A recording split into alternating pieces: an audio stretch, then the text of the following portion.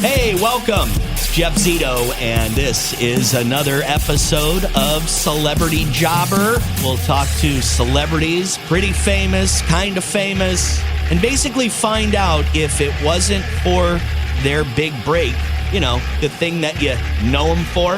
If it wasn't for that, what would they be doing? Hell, our next guest's father ran a bunch of gas stations in Gary, Indiana. Hey, who knows? Maybe he'd be working at one of those gas stations. But our next guest doesn't work at a gas station. In the world of hip-hop radio, names like Charlemagne the God, Big Boy, DJ Laz, Orlando Davis is in the same conversation. Program director of Wild 94.1 in Tampa Bay, Florida. Some of these bands on the radio, the reason you know who they are is because of this guy, Tastemaker, and hosts his own morning show, Orlando and the Freak Show. Major player in the world of hip-hop, Orlando Davis.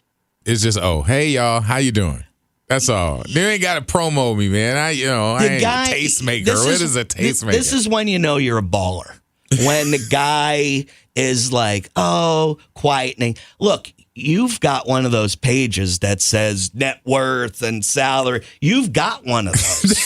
that's all false, man. Whatever. I don't have one of those. Somebody went out there and made that up just because they was trying to sell magazines. So you've been doing this for a long time. Orlando Davis. Yeah. You think about the world of hip-hop radio. You think about Charlemagne the God. You think about Big Boy, DJ Laz, Orlando Davis. Right? You're in that list. You're in that list. You know what though? Honestly, I'm not. Those guys. I hold them all down. Funk Flex, all of them. Big Boy, Chalk in the Bay. Laz as well. They're more performers. I couldn't do what they do behind a turntable ever. I did that in high school, and I thought I was going to do it in college. And I was that kid. If you ever went to Radio Shack, they had realistic mixers, right? And I had a realistic mixer in my room with two church turntables. They weren't even it wasn't a nice setup or nothing. But I'm in there, beat mixing and stuff like that, trying to, and wasn't good. So I always respect those guys. I'm just one of them dudes on the radio. And honestly, our show, we tell everybody all the time, you take a microphone and put it in the middle of your friends talking noise about the game or about a movie or some hot chick. That's the Freak Show. You know what I'm saying? It's just talking. But I'm telling you, you're not giving yourself enough credit. You're a Billboard magazine program director of the year, on-air personality of the year. You're big, bro. You're in your world, you are let me see your phone. Who's the most famous person you got in your phone right now? I want to know. I mean, big players. I don't know. It's just in different space. Khaled. Yeah, I've heard of him. Wyclef Jean from the Fugees. His birthday was yesterday, so we were back and forth all day for his birthday. These guys are friends. They're friends of mine or friends with each other. They definitely. Those are more brothers. People who Clef took me to Germany. Wow. And took me to London. You know what I'm saying? I went on a tour with him and ended up meeting Prince Charles and Camilla Parker Bowles. So that's a brother type thing. When Haiti had their destruction and I couldn't get in, we were CBS at the time. I couldn't get in to do, news coverage, and he got me in. He was they weren't even letting planes come in, and Clef's plane got in. So I was down there and sending the word back to 40 different stations around the country on what, how they could help people and get it directly to where people needed it as opposed to where Anderson Cooper was playing hacky sack. Do you ever think about if it wasn't for your big break, if you're not flying to Germany with Wyclef Jean, you ever think about if it wasn't for your big break, Orlando and the Freak Show, program director, what you'd be doing? Did you have a family business? Yeah, my dad had gas stations and stuff like that he owned, and he was a captain of the fire department. But that was, when I came to Tallahassee, I worked at Budget Rent-A-Car, and then I started bouncing at a club. So I would have been I'd have been the big black guy, also who's an economics major. So I'd have probably been somebody's accountant or office manager or something had I not got a break. And the break was at the club where I was bouncing Some guy's like, man, my stomach is really torn up, dude. He's like, this is a mixer. This song is playing right now. They're spinning. He's like, when it runs out, can you just slide this over and start that record? He's like, I promise I'll be back in time to pick something else. He's like, but I got the bubble guts. He's like, there's something about turtle head poking. Oh, yeah. And so he ran. It's early, so it's like wasn't nobody in there but like 4 or 5 people, and I'm just the big thick neck. And he goes in the bathroom, and you could see the bathroom from where the booth is. And I took the record and I started cutting it, like, I'm like, and I'm going back and forth with the little thing. And he's looking out. I see his head look out the bathroom, like, who the hell is that? He came up. He was like, man, you ain't tell me you could mix. I'm like, I can't. I'm like, I could scratch a little bit. I was just messing around. Was this like instinctual? Well, no, because I did it in high school. So it was like now I'm in college and I'm like in front of some turntables, and I hadn't been in front of turntables since high school. So I just started messing around with it, not thinking that, I was really pissing anybody off because there was only like 5 people in the house. So he came up. He was like, yo, you DJ'd? I'm like, been back in high school. I'm just here doing security. He's like, man, you need to come to my radio station I'm at. And I was like, okay. He's like, I'm done here. When I'm done here, I go do overnights there. And I went with him and was on the air with him riffing back and forth. And the program director came in for the morning show. He's like, are you the person that's been all over my station all night? He was like, well, you should come in and get a job or be an intern or something. So this was college. Yeah, it was and college. It was FSU. Tallahassee, Florida State University. Boy. My son's in college right now, and he went to FSU to visit a few friends. Yeah. And he told me, he goes, Dad, I could not go here. And I said, why not? He goes, because it was Tuesday. I was at the biggest party of my life, and it was a Tuesday night. It's a Tuesday. I mean, any day that ends in Y, it could go down in Tallahassee. It's like, and it's always a movie.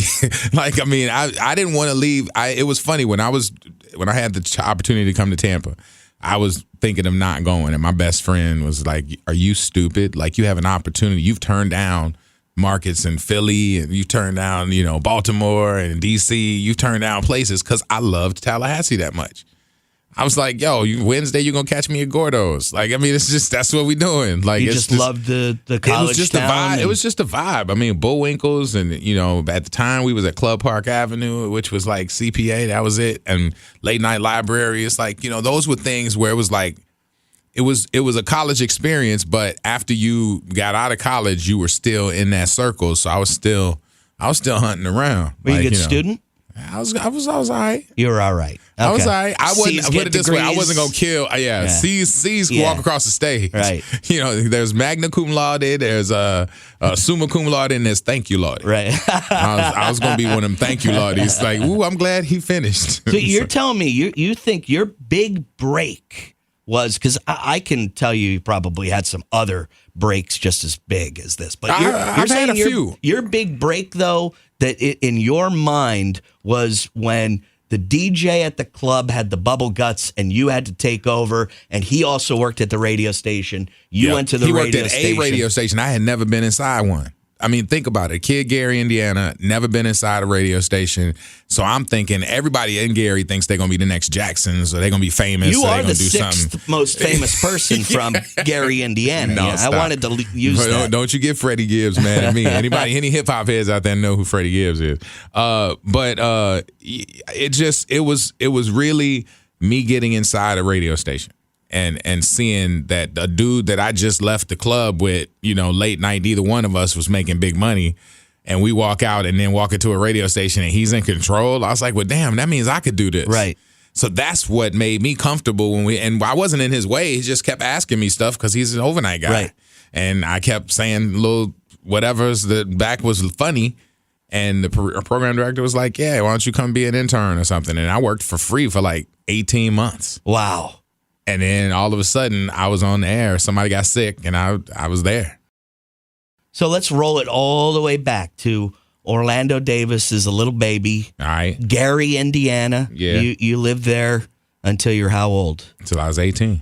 And then you went to college. Then I went to college. And you were at the radio station in Tallahassee for how long?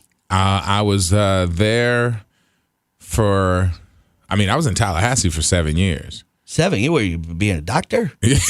Yeah, I wasn't in school the whole time Okay. either. I went pro. As soon as I became program director, Right. I went pro. My dad was like, so people usually go pro for football and you go join the radio, you doing the proms.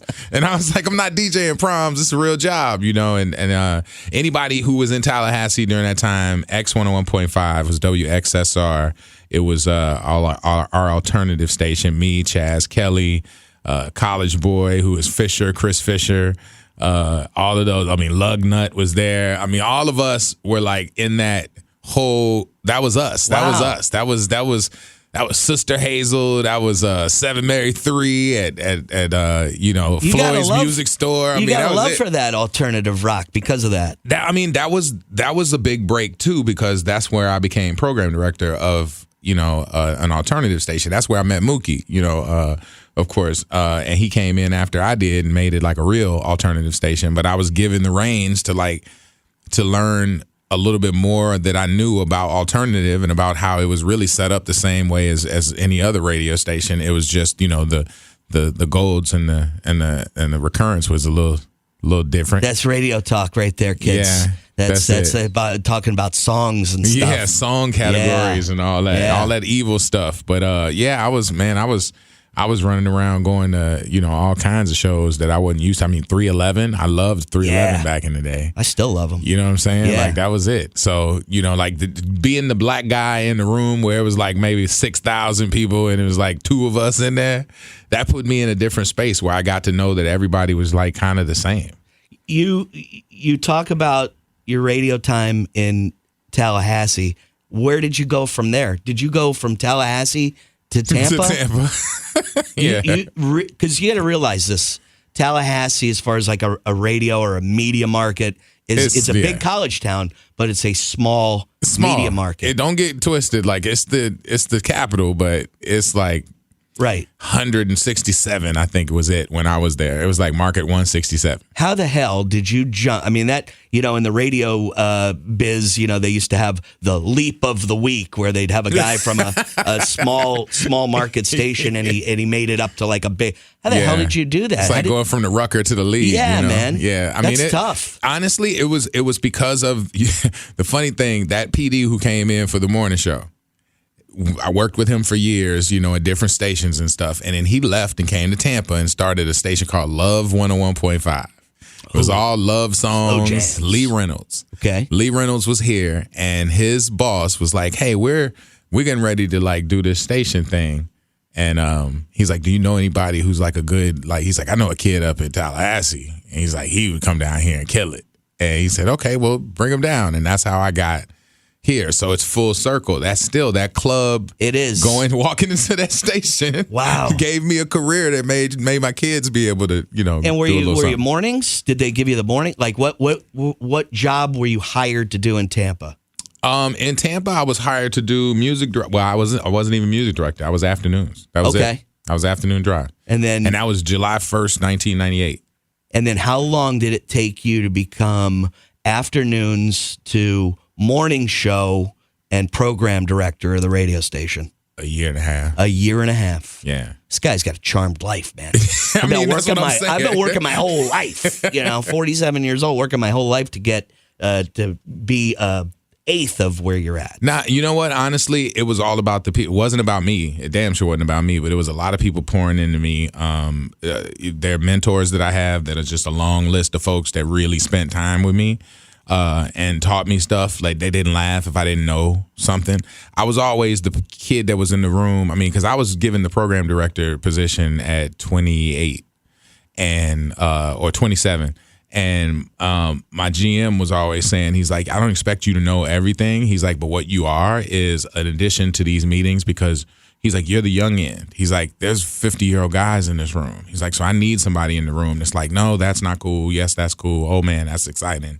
And he's like, that's what I want you to do. He's like, feel free to say whatever you want to say, but that's why I need you in this room. And I felt like I was a worthy member. How old were you when the big money contract came in front of you? I'm still waiting for that. Yeah, come on.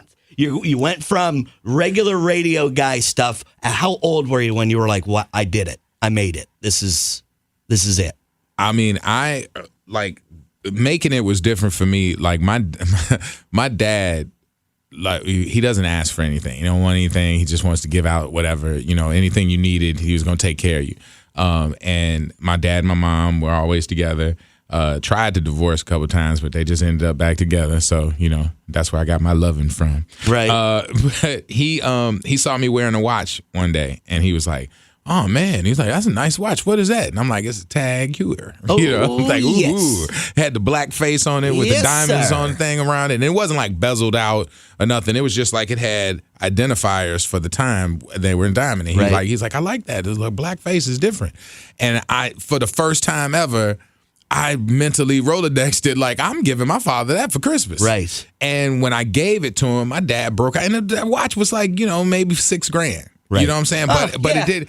But Chump it did change. But I'm saying, but it didn't hit me Didn't as hit you till hard right because I was like, yo, I got it. And it wasn't like making it as far as money. It was like, yo, I have $6,000 to put on my dad's wrist, and he just busted out in tears on Christmas in front of me. I'd bust out if you gave me a $2,000 watch. I'd cry for you. Do you ever think, what was your first job, Orlando? My first job ever. First job was lifeguard. Really? I was a lifeguard. Lake Michigan is the water David that connects. Hasselhoff. Oh man, I'm telling you, I was out there. Honestly, it was a thing for swimming. The team for high school, our swim team. Lee Robb was our coach, but he was also over the park department in Gary, Indiana, for city of Gary Parks. And so he made kids that were big on his swim team work for the city. And so you basically had to like get your lifeguard, accreditation and everything else, make sure you were certified, be certified in CPR, all that. And you would work at the pools until you got enough seniority to make it to the beach, because the beach was just popping. What the hell is the Gary, Indiana beach? It's sand, it's all the coast, all the water. That's between Lake Michigan. It's Lake Michigan. It's between Chicago, East Chicago, where the boats are, the Trump, all those things, the Golden Nugget, and all that foolishness is up there. All that's on. Right. That's right out there. It's so weird. It's Chicago, Illinois, East Chicago, Indiana, Gary, Indiana. East Chicago is in Indiana. That's how close. So how far is Gary from Chicago? From my house to the south side to the White Castle at 80th and Blackstone. The White Castle. You're talking about the same White Castle I'm talking about. I'm talking about that. I know. I'm 22 minutes away. Wow. Oh, wow. Yeah, I'm 22 minutes. That's right, just down the Dan Ryan. Oh, yeah. I had no idea. Yeah, geography was never a good. I mean, it's just like St. Pete, Tampa, Clearwater. That close. Yeah, you just had no idea. Rolling through. So I would never, ever expect that your first job. Look, I mean, my real first job was a paper boy. And, I was also, worked as a bus boy at a dinner theater. But lifeguard, maybe I'm judging you too. Because, the first time I ever met Orlando, I was naked. Yeah, I was naked. He was naked, and he was. I had whole staff of naked people. But you were very memorable to me because Orlando and at reminds that you of time, prison. At that time, Orlando, you were a little heavier than you were now. Yeah, I was about 440. 440. Yeah. Really? Yeah. Where are you at now? 294. Look at that. Yeah, man. That's awesome, man. Sub 3 for the first time. That's awesome. Since I was like 10. So how big were you? How big were you when you were a lifeguard? When I was a lifeguard, I mean, I was the chubbiest lifeguard out there. Right. I mean, but the sad part was my main event on the swim team was the 1 meter diving springboard. I would make judges would see me get up and they'd be like, oh, hell. And the required dive be like a back 1.5 or something to be a back dive. And they would be moving their chairs back. They're like, this bitch is gonna and that was it. That was the shock of it all. Like Shallow Hal? Right, yeah. They backing up. They're like, yo, we know what's about to happen here. Little boy here. ends up in a tree. There was no coof. They were like, no, we know this. Funny. And I would go up and hit my joint. And I mean, that's all you hear, and they like, wow. Now you get a 9 just because you like, no, that kid is 220 pounds, and he just flipped around, and he black with a Jerry curl. Like, yo, you got to give him a 10. That's great. That was it. So that's how I became. So I was a lifeguard, and I did that whole thing. Wow, man. Did my little due diligence at the pool. Got moved to the beach. That was the first job I ever had. Okay, so First job. I'm going to say, like, when I was a paper boy, I knew I was never going to be a professional paper boy, just probably like you never thought you'd be a professional lifeguard. Never. But this is way before Baywatch, so maybe you did have aspirations. No, there was professionals there. Art Bush was a real lifeguard, He was huh? a real lifeguard. He was built like a lifeguard. If I was drowning, I'd want him to swim out and get me. Like he was the quintessential lifeguard. All the girls loved him. Big chocolate bald-headed dude. And he was, I used to look at him like, yo, I'm going to work out one day. I'm going to be that guy. So if you weren't hanging out with, like I said, with Wyclef in Germany and hanging out with Khaled and all these guys, what do you think you would be doing today if it wasn't for radio? I mean, I think I would have definitely stayed in school. The plan was to go to law school. Okay. The plan was to get a degree in undergrad that I could work at, and that was like an economics, accounting kind of deal. And then I was going to go to law school. This guy would have made money no matter what. If I would have, dude, you see how many lawyers run around here throwing their business cards at the camera and they ain't making a dime. Like, so it's you can look like the part, but my third grade teacher, we did this on the air the other day. We were like, how many of your teachers can you name? You know, that do like first grade, second grade, whatever. My third grade teacher, Mrs. Hass, she told my mom, she's like, your kid is going to be a great lawyer. She's like, because every kid that's in here in trouble, he defends them. And she's like, and his batting average ain't bad. He's like, he's making cases for these kids. Wow. Because there was a couple kids that got a raw deal because they was just like really out of their space. And right. I would say, they're like, no. I'm like, man, he's just, blah, blah, blah. And she would let him off. And so she's like, he's like the little representative. So I always thought that was something I would do. And that was what was the plan because FSU got a great law school. So I was just like going to kill that.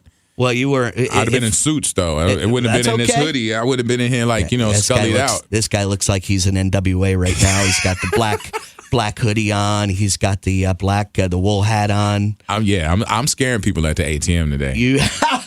They're looking at me like, yo, what's going on? But it's cold. When it gets cold like this, it freaks me out. So I start layering up. You're doing what you do is a lot of being out in the community, partying. Your father, and you find that, and your single father. Yeah. You find that difficult to balance the work life because it is expected of you doing this job to be out in the club and to be out in the community, and you've got two daughters. Yeah. Is it a tough balance? It is because you have to double dutch the days. Like I spend half of the week with them and half without, and so when they're with their mom, I can schedule things that I have to be out later or, try and do that when I don't have them because I have them every other weekend. And they know they can, my house, they have the codes. They can come in that house. That's their house. But if I don't plan on having them, I might schedule something like an event or a late night. My daughter hit me this weekend because I went to Prana to go see King JB play. And I'm out there doing shots and, we're getting it in and everything else. And I put up a snap. And then my daughter's like, so this is what you do when we're not with you. You get turned. And I just, I had to laugh. I'm like, what do you expect me to do? Stay home? I'm like, you guys ain't here. And she's like, be careful. Do your kids take it for granted, or I shouldn't say take it for granted, but their whole life you were Orlando Davis? They could care less. Right. They could care less. But their friends got to freak out and, meeting some of the people that your daughters have met, their friends have got to be freaking out. And I will tell you this: they roll their eyes. It's a little game that they play, and I had a conversation with them a couple weeks ago because everywhere we go, somebody's like, "Yo, I listen to you guys," and blah blah blah, and they look at each other like, "Oh my god, I listen to you." She's like, everywhere we go, that in the next 10 minutes, they rag me. They're like, "Boy, I bet you if we walk in the bank, somebody will be like, ah, blah, blah." And I was like, "Would you guys prefer if nobody did that?" And they're like, "No, Daddy, we don't. It's not that we don't like it. It's just so funny, like everywhere we go." And so they don't care. But then I picked her up from dance, and she's like, "My friends were on your Instagram for like 10 minutes because you had so and so posted or whatever." And so they like it, but they would rather have their own personality be the headline, and I don't mind that because my kids are hilarious. Like I won't tell them that, but they're hilarious. And you're telling me that like I said, when I'm researching Orlando, I'm finding out way more stuff than I ever dreamed about. And I've known you for, maybe a good 5 years now. Yeah. Can we talk about your ex-wife was on a show or still on a show? 90 Day Fiance. This is a big show. 90 Day Fiance. This is a big show. This is the story. When I'm looking up Orlando, it's like, he is the husband of this woman. And I'm like, wow. Yeah. Okay, because I know that show very, very well. I mean, I know a lot of people who watch the show. I've never seen a full episode. So you haven't been on it? I was on like one of the first ones. I don't remember.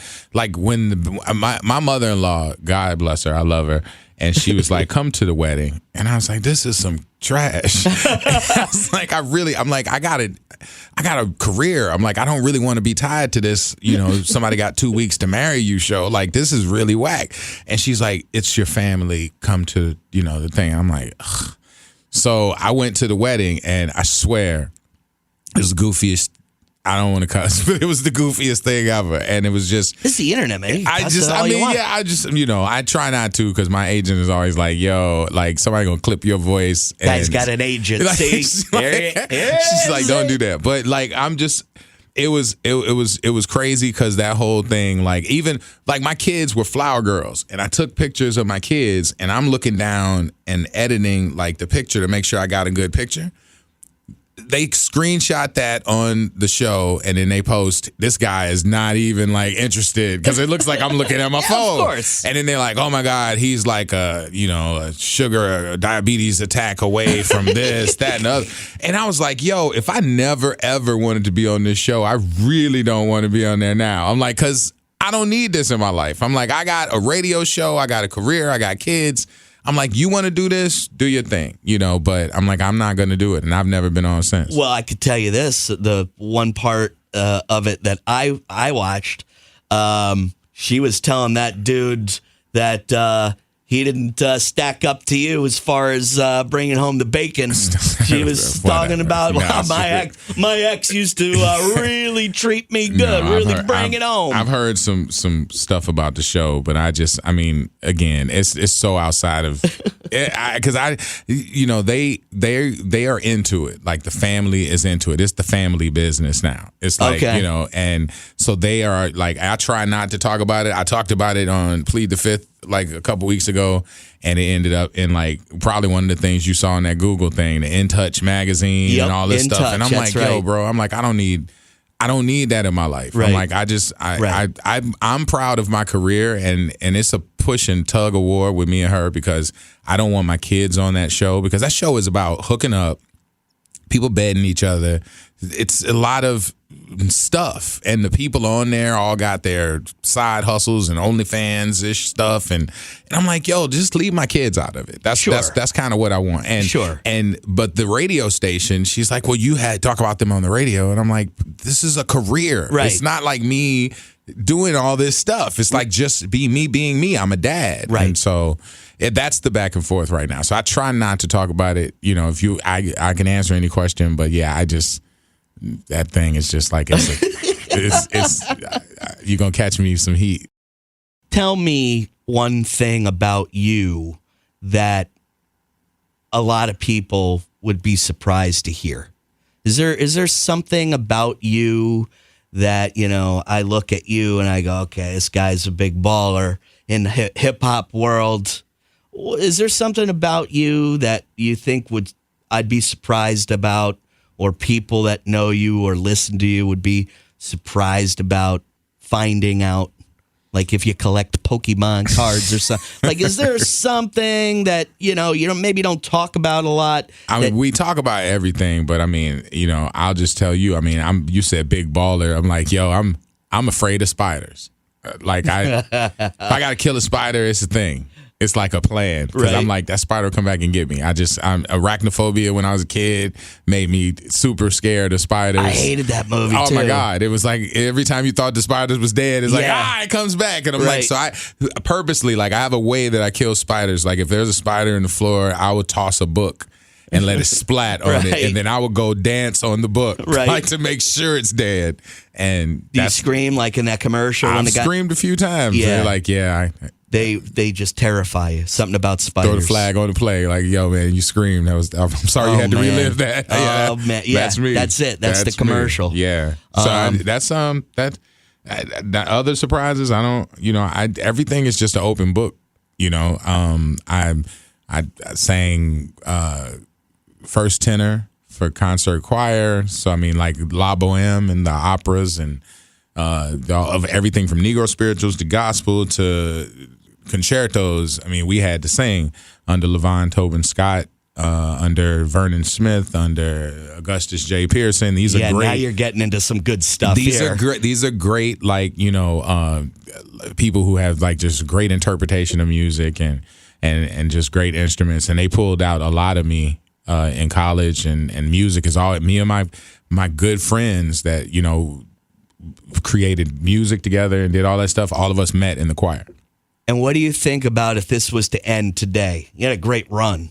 I mean, how many years? 30 years, 25 years 25, in this business? So in this business, 26 years, yeah. I mean, top of your game. When it all ends, say it ends, hope it's not going to end for a long time, but say it ends, what do you think your next move would be? Would you stay into music? Would you go into like I've heard you even rap before, man. I mean, you could probably do that if you wanted to do it. No. I mean, with the people that you know. Anybody and hiring stuff. no old rappers. Well, we don't want all that. People looking at Jay-Z like, all right, you got one more song. He's still doing all right. Yeah, he's doing good. But he's more of a businessman. You friends with him? Yeah, who, Jay? Yeah, Jay. Nah. I mean, I don't have Jay's number in my phone. You don't have his number, okay. Nah. I know I have friends who have Jay's number in their phone. Of course you do. But there's no get a hold of Jay. What about Rick Ross? You got the boss in there? I do have Ricky Rose. Yeah, Ricky Rose. I do. I've heard stories. You got to go out to his house. You got to go out and take a trip out to Wakanda. Invite me. I got to take you out to Wakanda, man. I have not. We've never hung out outside of work, and I do consider us friends. I mean, man, listen, you don't take it personally that I kill you in the fantasy football league. I know. So that's what makes us tight. Like, I know. I've taken a beating in that for a long time. I've invited you into our league, but I want to pop bottles with you. I want to live your life for one night. I think me and you are gonna have to go out and turn up a little bit. Yeah, because there's people. Once. Can your wife give you a pass? Yeah, she's cool. Like even last night, I got back from the Lightning game at like midnight, and she's like, "It ended at 9."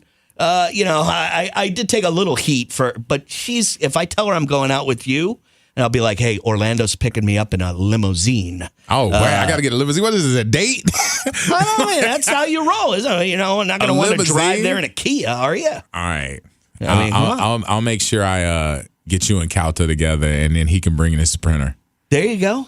I'm in. Hey, look, we've hung out before, and me and him used to be cool before, That's what I'm saying. I got to put the band back together. Yeah, whatever happened. That's my homie. Yeah, we used to hang out. We both used to hang out with Ralphie May, and I remember on my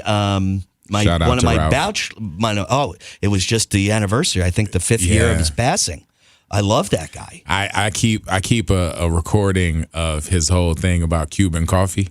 Right. That whole bit. I keep it on my desktop and I keep it in my phone. God, just because when I want to laugh, that whole thing is just. Guy ever. He's like, hey, Diego. Ralphie was the most genuine. I would go to LA for label stuff.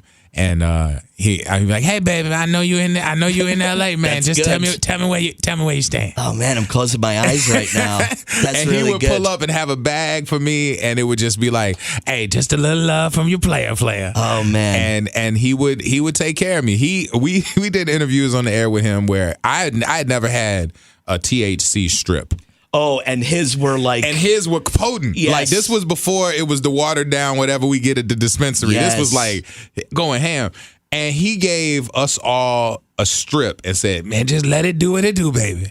And we popped that and had to be like 20 minutes into the interview, we're all loopy. And he's like, see, it's happening, ain't it? And we had the best show that I ever experienced that I don't remember, but I have it on tape. That guy used to get so high. And I remember him giving me one of those strips that I gave the next day. We had a big concert down in Fort Myers, and I gave one to Aaron Lewis from the band Stained. And he popped it in his mouth without even asking any questions, and his handler is screaming at him like, you don't know what this guy, you don't know this guy, you don't know what this guy is giving you. And I didn't see him, look like, He looks like he could handle his business too. Yeah. Ralphie, man, I miss him so much. He was such a great guy. He deserved to be here longer because I guarantee this whole thing with social media and the way pieces make you you become famous again. Like things can become famous more than once with the internet, and I think with social media the way it is now, especially with TikTok. And I mean, there's songs that we play now, like Under the Influence by Chris Brown, that came out last year on the last album that got popular because of TikTok and ended up, now they got to shoot a music video for it. And they're like, well, this ain't even in the budget. This was last year's song. I mean, that's what the power has now. And I think Ralphie's content and just everything that was just naturally funny, like it was, I mean, his weight was always going to be a thing. And trust me, I told you I was 400 plus pounds. So he and I had a lot of conversations about weight and tried a lot of get skinny fast things. And we'd both come down half a size or something and think we sexy and buy a leather jacket, or he'd buy an orange leather jacket. I remember that one. And it's like, that was the man. And, for him to be gone does suck. So everybody that loves him should love each other. Well, when we go out and in the limo and popping the bottles and all that, we'll definitely isn't that what they say in your world?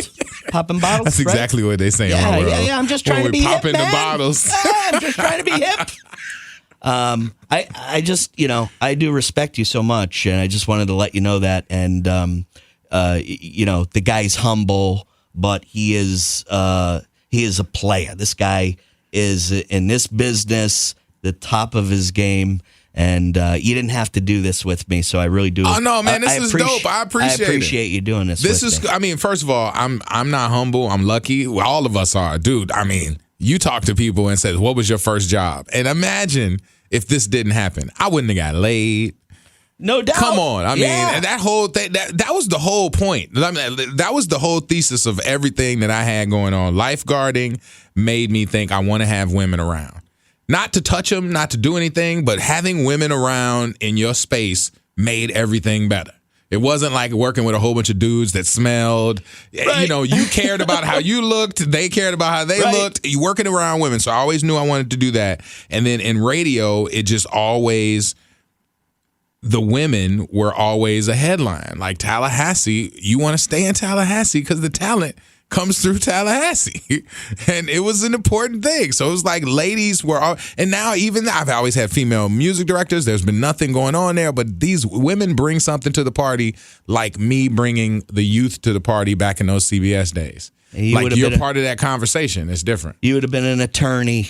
I'd have been in an office with a suit on. Yeah, but you would have still been pulling and the chicks. Polyester pants. You would have still been getting. No, I'd have been married with a woman that cooked and stuff. I ended up with like one of the Spice Girls. Like I ain't had a meal forever. How did I get fat? I was just eating fast food. So yeah. Well, again, all the respect to you, man. Thanks so much. I really appreciate it. And wild941.com. Orlando and the Freak Show. Yeah. Weekday mornings. You can stream it around the world. We're on Odyssey. We say that like 2 times an hour. We're on Odyssey. So yeah, we have to say that. We got the Wild 94.1 app. You can always holler at me on Instagram. It's at I am Orlando Davis. That's it. You've got YouTube channels, all that stuff. Because I get into a YouTube rabbit hole watching Plead the Fifth stuff all the time. We tell entirely too much, so yeah. That's what's good. This was a good chat, though. This wasn't like you grilling me on all the bad stuff. No, I generally... I thought you were going to bust out my mugshot or something like that. No, I generally think, it was Jeff Bezos who said his first job was working at McDonald's, and I thought that was so incredibly interesting. That is the power move right there. That speaks to who Jeff Bezos is. Do you understand the most powerful job you can have in high school as a kid is at McDonald's? You wanted to work at McDonald's but couldn't, right? Everybody wanted to work at McDonald's because McDonald's didn't have the crack accounting that they have now. They weren't good, and there was stuff that would get cold and they would throw it away. They would have that number they would put behind it. Once this hits that thing on the dial, these are trash. And your friends would be like, hey, we got a whole bunch of stuff that we getting ready to throw out. This thing's been up there 5 minutes. They would give you would order a double cheeseburger and they would give you 6 quarter pounders with cheese, 6 double cheeseburgers, like 12 fries, Cokes. I never had a McDonald's friend. Oh my God. I never had a friend They were that the coolest friends ever. They were the best friends. I mean, you would buy $1 worth of McDonald's and leave with $30 worth of McDonald's. We would bring it back and be at the park just eating like, man, I'm so glad. Where were these people in my life? Loved it. God. But then they got like good accountants now, so you can't really come up like that. Touch screen, that whole thing. That whole thing was a hustle. Screwed McDonald's. So to be a boss like that and then grow up to be Jeff Bezos, he's lived the charmed life. He's lived it. Orlando Davis, Billboard Magazine Program Director of the Year, Billboard Magazine On-Air Personality of the Year. Baller. Just 2 dudes having a conversation, I'm man. impressed. I'm easily impressed. But you impressed me. Thank you so much, buddy. Man, appreciate it. If it wasn't for him being on the radio, if it wasn't for his big break, being the host of Orlando and the Freak Show, this guy would have ended up being an attorney. And I think he would have done it, too. I was not expecting that. Definitely wasn't expecting his first job being a lifeguard. I mean, Orlando is a big dude.